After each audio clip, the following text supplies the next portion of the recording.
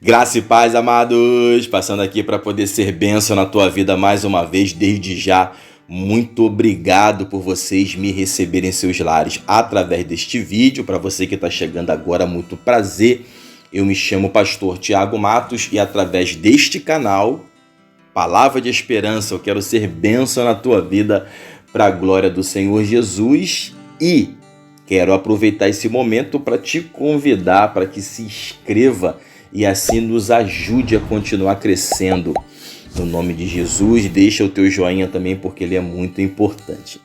Amém? Eu quero falar neste vídeo sobre algo que eu tenho refletido nas últimas semanas, inclusive ontem eu estive ministrando a palavra na igreja de uns irmãos amigos falando sobre este tema. Sabe qual é o nome do tema? Mordomo.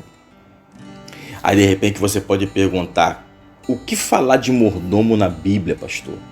Sim, tem algo maravilhoso aqui que nós vamos aprender. Nós vamos falar de um homem chamado Obadias, e não é o profeta Obadias que tem um livro na Bíblia, mas Obadias, o mordomo que serviu com muita integridade, com muita fidelidade no palácio do rei Acabe. E ele foi fundamental na obra de Deus naquele período. Mas antes de irmos direto para falar sobre Obadias, eu quero mostrar para você o que a palavra fala também no Novo Testamento sobre mordomo. Primeira carta que o apóstolo Pedro escreveu, capítulo 4, no versículo 10, vai dizer assim, servi uns aos outros, cada um conforme o dom que recebeu, como bons dispenseiros da multiforme graça de Deus. Dispenseiro aqui quer dizer mordomo no original.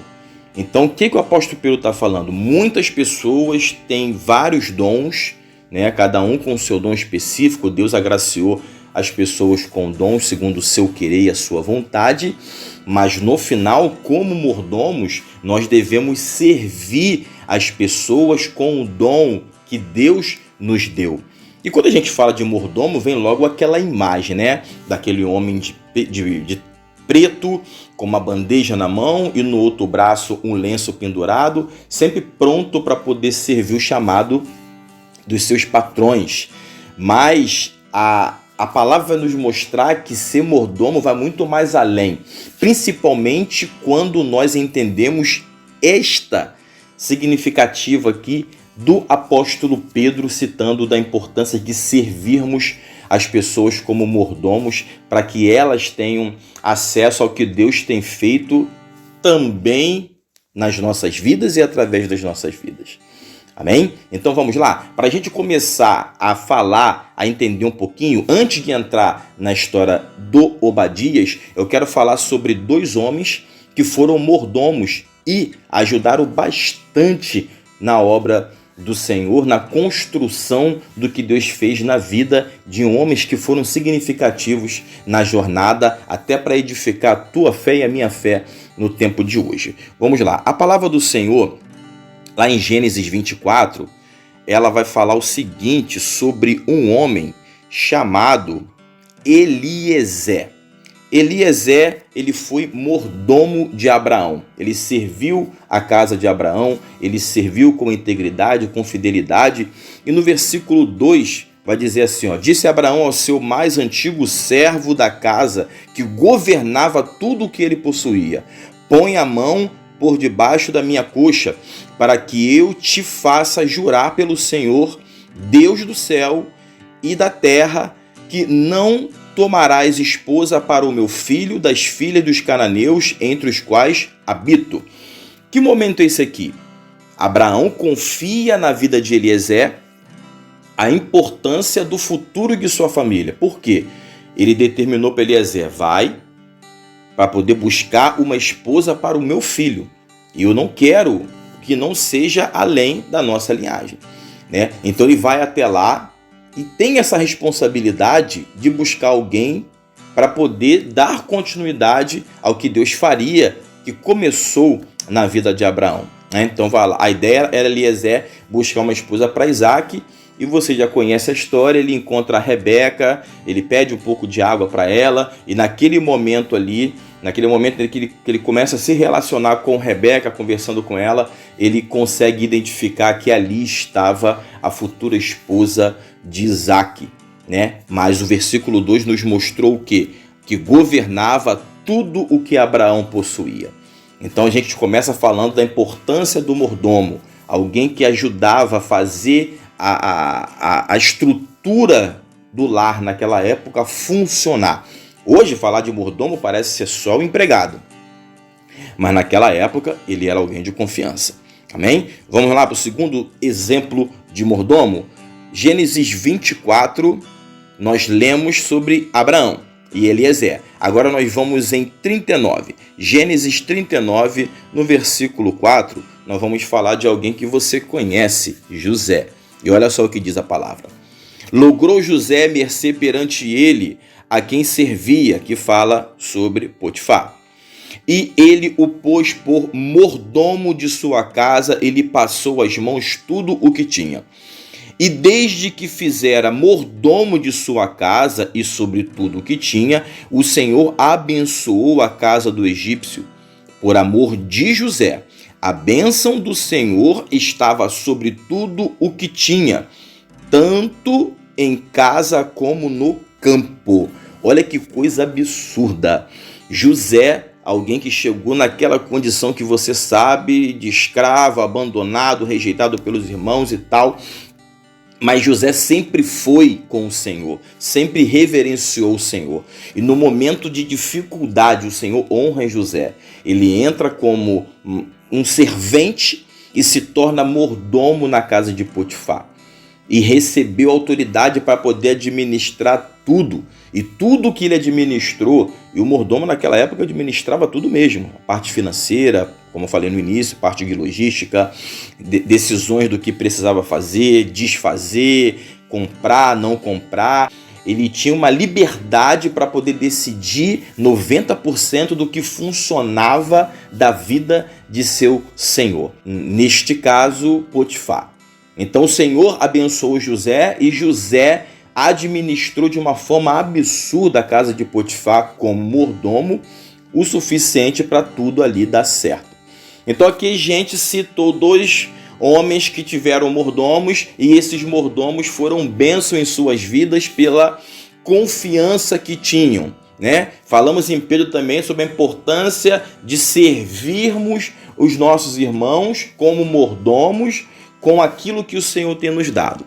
E agora nós vamos para a história de Obadias, amém? Então nós vamos passar para o segundo livro dos reis de Israel. Lá no capítulo 4, nós vamos falar de uma história muito interessante que você já conhece. E essa história aqui, ela tem como base relatos de um historiador judeu chamado Flávio Joséfo. Ele conta em um dos seus livros alguns relatos do que aconteceu na vida do povo judeu naquela época e que não estão registrados na Bíblia, mas está na história da igreja. Mas vamos lá, nós vamos começar pelo fim, depois voltamos para o início, aonde Obadias ele é relatado, para a gente poder fechar essa história que eu tenho certeza que vai ser maravilhoso para a tua vida e para a minha vida também. Então vamos lá. Certa mulher das mulheres dos discípulos dos profetas clamou a Eliseu, presta bem atenção nesse detalhe, dizendo: meu marido, teu servo, morreu, e tu sabes que ele temia ao Senhor. É chegado o credor para levar os meus 2 filhos para lhe serem escravos. Eliseu lhe perguntou: que te hei de fazer? Vamos dar uma segurada aqui. Eliseu está na casa de uma mulher viúva, com 2 filhos prestes a serem levados como escravo, porque estava passando por necessidade. A sua vida financeira estava com problemas. Ela não tinha mais como arcar com os seus compromissos. E além de ter problema na sua vida financeira, também não tinha o que comer. Sabe, o momento dessa casa era um momento complicado. E Eliseu, enviado por Deus, chegou naquele lugar. Só que este lar não é um lar qualquer. Sabe de quem é este lar? Este lar é de Obadias. Mas pastor, Obadias foi mordomo na casa de Acabe, e na época de Acabe quem era profeta era Elias. Não tem nada de errado aí não. Lembra que eu falei que existem registros da história da igreja, que não está na Bíblia, mas que existe, e que Flávio Joséfo, ele passa algumas informações muito importantes. Flávio Joséfo, ele diz que esta viúva aqui que Eliseu visitou era viúva de Obadias. Mas antes da gente poder concluir, nós vamos voltar lá em 1 Reis. 1 Reis, vamos no capítulo 18, que aqui tem algo muito interessante para a gente poder aprender. Vamos lá. 1. Muito tempo depois veio a palavra do Senhor a Elias no 3º ano, dizendo: vai, apresenta-te a Acabe, porque darei chuva sobre a terra. Primeiro, Elias profetizou que cessaria a chuva, 3 anos e pouco. Agora já é o Senhor mandando Elias ir ao encontro de Acabe, porque ele vai liberar a chuva. Partiu, pois, Elias a apresentar-se a Acabe, e a fome era extrema em Samaria, porque não tinha água, e se não tinha água, também não tinha alimento. Acabe chamou a Obadias, o mordomo. Obadias temia muito ao Senhor. Olha só interessante que vai falar no versículo 4. Porque quando Jezabel exterminava os profetas do Senhor, Obadias tomou 100 profetas e de 50 em 50 os escondeu numa cova e os sustentou com pão e água.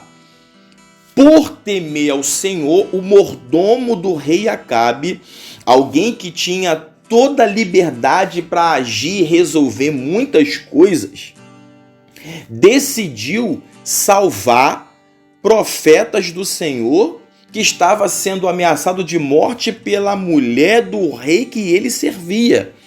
Será que você, como eu, teríamos ousadia para agir desta forma se isso acontecesse hoje? Talvez pensaríamos logo no nosso emprego, talvez pensaríamos logo na nossa vida. Se tiver que morrer, vai morrer, Deus sabe de todas as coisas, eu vou ficar aqui. Não.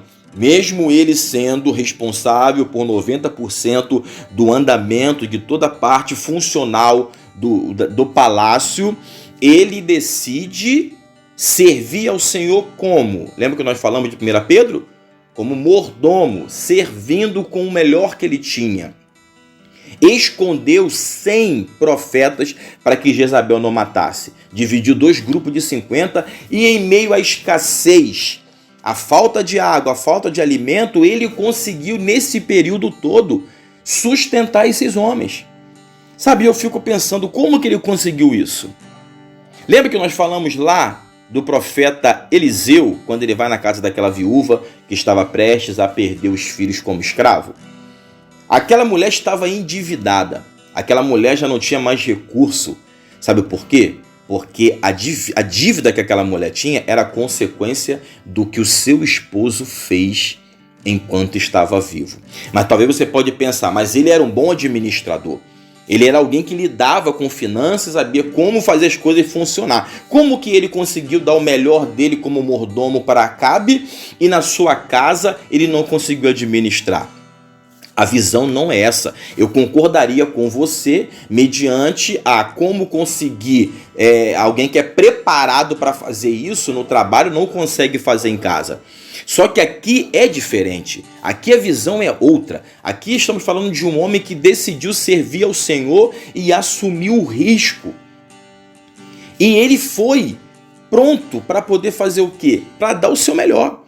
Então, quando o rei Acabe decide sair ao redor para tentar encontrar alimentos para o gado, para os cavalos, o que ele fala? Obadias, nós precisamos andar por aqui para poder ver aonde encontramos pontas de riacho ainda, pouco de água, porque para saber se ali a terra ainda está frutífera para produzir algum tipo de grama para que nós possamos alimentar os animais.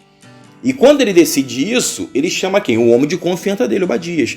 E o que Acabe fala? Você vai para lá, eu vou para cá, e quem encontrar, traz. Nessa eu vou para lá, eu vou para cá, quando Obadias vai seguindo, quem ele encontra? O profeta Elias.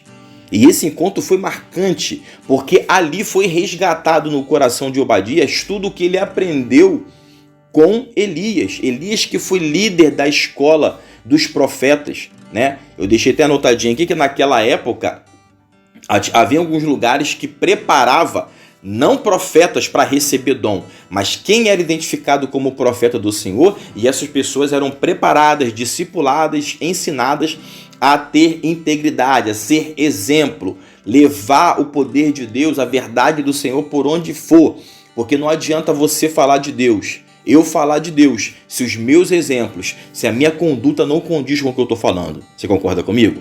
Então aqueles homens nas escolas dos profetas eram preparados não somente para exercitar o dom, mas para ser exemplo também. Então aqui, olha só como diz a palavra do Senhor. Estando Obadias, versículo 7, já de caminho, eis que Elias se encontrou com ele. Obadias, reconhecendo-o, prostrou-se com o rosto em terra e disse: És tu, meu senhor Elias? Ele reconhece Elias. Elias, que estava dando continuidade às escolas dos profetas, que foi iniciado lá com Samuel, em 1 Samuel capítulo 10, que foi iniciada a escola dos profetas, e isso foi avançando. Depois, mais para frente, 3 locais tinha consolidado lugares para preparar homens de Deus, que foi em Betel, Jericó e Gilgal. Eu vou colocar aqui a referência desses textos com esses lugares para você depois poder pesquisar e ler. Então, Obadias encontra Elias e o coração dele treme. Por quê? Porque ele encontrou aquele que ajudou ele a crescer, que ajudou ele em ter o conhecimento. E ele relata para Elias: como é que eu vou fazer agora? Você está falando que está voltando para encontrar Acabe, mas se nesse tempo que eu for lá dar o recado para Acabe, você sumir de novo, sabe? Durante muito tempo Acabe mandou muitas pessoas procurar você em várias nações, não te encontrou. Então qual é a convicção, qual é a certeza que eu tenho que se eu for até Acabe e dizer que você voltou, que isso vai acontecer? E Elias mandou Obadias ficar tranquilo, porque isso ia acontecer porque Deus mandou. E mais uma vez, nesse diálogo entre Obadias e Elias, ele fala o quê? Lembra? Você soube da história dos profetas que estavam sendo ameaçados por Jezabel e alguém escondeu eles para que não viessem a morrer? Essa história está falando sobre a minha vida, Obadias contando para Elias. Sabe, e esse homem, apaixonado por Deus, temente a Deus, colocou em risco a sua vida, a sua profissão, para salvar o reino. E o que acontece? De tanto ele investir para poder salvar aquelas pessoas, com as suas finanças, com a sua vida, chegou uma hora em que a dívida chegou. Chegou em sua casa, chegou em sua família, ele faleceu e agora a conta bateu. Sabe, talvez você pode perguntar, mas como que a fome, como que a escassez chega na casa de um homem de Deus, de alguém que se dedicou? Porque existem caminhos que Deus faz para construir algo para o seu reino que nós não vamos entender no momento. Mas o importante é o resultado final. Talvez você está no meio da jornada, não está entendendo porque algumas coisas difíceis ainda estão acontecendo na sua vida, vida essa que você tem dedicado ao Senhor há muito tempo. Talvez hoje não dá para bater, não dá para equiparar o que você está vivendo agora mediante ao quanto você já se entregou ao Senhor. Sabe, quando nós não temos o coração depositado em Deus, confiando em Deus, olhar para as circunstâncias, para as adversidades, pode trazer o risco de nós desconfiarmos se valeu a pena ou não dedicarmos a nossa vida ao Senhor. Lembra de Asaf? Quando Asaf olha para o seu vizinho e vê que ele não serve a Deus e está prosperando, ele se pergunta: será que valeu a pena eu me dedicar esse tempo todo ao Senhor? Porque as pessoas prosperam e eu não? Sabe, mas prosperidade, como eu aprendi, não é sobre riqueza, não é sobre finanças. É o quanto de valor eu tenho no meu coração e o quanto eu faço crescer e prosperar com honestidade aquilo que eu tenho na mão. O que Obadias tinha era pão, era água, e ele financiou com o que ele tinha, o tempo que deu. Ele morreu e quando a conta bateu na casa da sua família, parecia que eles estavam esquecidos. Parecia que estava dando tudo errado. Mas o que aconteceu? Deus entrou e mudou a história de sua família. Sabe, é sobre este tipo de visão que você e eu temos que ter nesse tempo. Deus sabe exatamente como fazer as coisas no tempo dele. E o que você e eu precisamos é continuar caminhando, confiando e dando o nosso melhor. Seja um mordomo nesse tempo. Sirva as pessoas com o que Deus tem te dado. Sirva as pessoas com o talento que Deus te deu, com o dom que Deus te deu. Muitas vezes somos egoístas e queremos trazer só para nós mesmos tudo aquilo que Deus tem nos capacitado. Mas como Pedro falou, não é sobre nós, é sobre o quanto nós podemos fazer na vida dos filhos de Deus com aquilo que ele tem feito na nossa vida. Obadias salvou os homens de Deus. Isso foi registrado. E sabe o que aconteceu? Quando Eliseu entrou na casa daquela mulher. Mas pastor, eu ainda não consigo entender por que Elias, começou com Elias, agora está Eliseu. Lembra que quando Eliseu pediu a unção de Elias, a unção profética também passou para Eliseu. E naquele momento que Deus leva Elias e Eliseu assume também toda a parte de ensino, toda a parte de liderança que Elias tinha. Então, quando aquela mulher fala sobre seu servo para Eliseu, ela reconhece, ela sabia de que Eliseu estava dando continuidade a tudo aquilo que Deus fez na vida de Elias e que Obadias foi participante. Porque eles entenderam que era um processo que Deus fez, mesmo na vida de homens diferentes, porque a linha era uma só. Amém, queridos? Eu quero abençoar a tua vida com esta palavra no nome de Jesus. Da mesma forma que Eliseu entrou na casa daquela viúva e fez aquele azeite transbordar e fez as coisas acontecer de uma forma maravilhosa, eu quero abençoar a tua vida com esta palavra. E para mim poder encerrar, no nome de Jesus, algo muito interessante aconteceu naquele momento em sua casa. Ele fala assim, o que eu posso fazer por você? Não sei nem o que fazer, o que você tem aí? E ela fala, eu tenho só um pouquinho de azeite. Aí o que ele fala? Vai até a vizinhança, pega vasilhas, e não poucas. Pega tudo que você puder. E quando as vasilhas vierem, tranca a porta. E começa a derramar o azeite nas vasilhas. Sabe, ela teve um bom relacionamento com os vizinhos para conseguir vasilhas. Mas na hora que o milagre começou a acontecer, ela fechou a porta. Porque existem momentos que entre você e Deus, que os vizinhos, por mais que eles te conheçam e confiem em você, existem momentos que Deus quer fazer algo na tua vida, na minha vida, que as pessoas não podem ter acesso. Muitas das vezes vacilamos, porque em vez de fechar nossa boca, falamos demais e atrapalhamos o que Deus quer fazer. Amém, queridos? Eu quero abençoar a tua história com esta palavra. Seja um mordomo nesse tempo, porque Deus vai fazer na tua vida e na vida dos teus. E por mais que os teus olhos não estejam vendo agora, os céus estão contabilizando tudo o que você tem feito por amor a Ele. Amém? Eu te abençoo com esta palavra no nome de Jesus. E se foi bênção, compartilha. Graça e paz.